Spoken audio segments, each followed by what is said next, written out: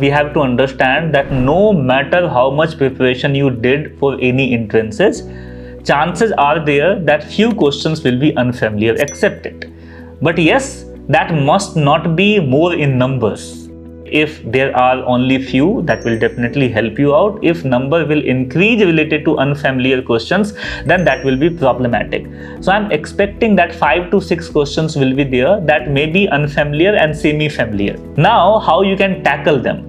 So just start using elimination method in those kind of questions. If you are aware about any points and you are confident that this option couldn't be right answer of this, I don't know what is the right answer, but I know this option couldn't be right answer because I know about these two options. So try to eliminate the options. If you will be able to eliminate at least two options, then your prediction, then you can predict कि चलो ठीक है, I eliminated B and D, so A and C is the two options that I have to choose. So if you guess, then also chances to be correct is 50%. So try to eliminate two options and then try to evaluate which one and chances of which option is more to be correct, and accordingly you can choose those. But according to mathematics, right, if you are choosing 10 questions in which you are having confusion between two options, then chances to be correct is 50% mathematically.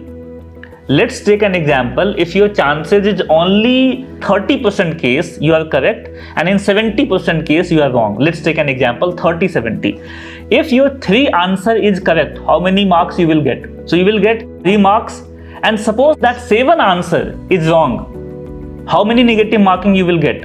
1.75. Because for the negative minus 0.25 and for the positive 1. So you did only 3 right answer and you did 7 wrong answer.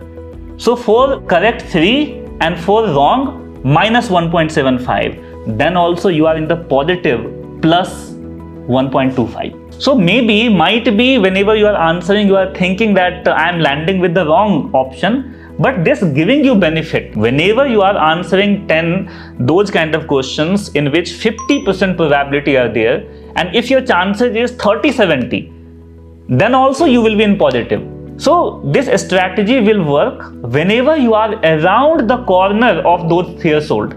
So if you are around the corner of threshold and there are few questions in which you are having doubt between two options, just attempt them. So chances are there that you will be able to cross those threshold. But if any individual is much lower than threshold and then they are applying this technique, so 1-2 marks will increase, maybe 3 number will increase, but that 3 number is not going to give them any benefit.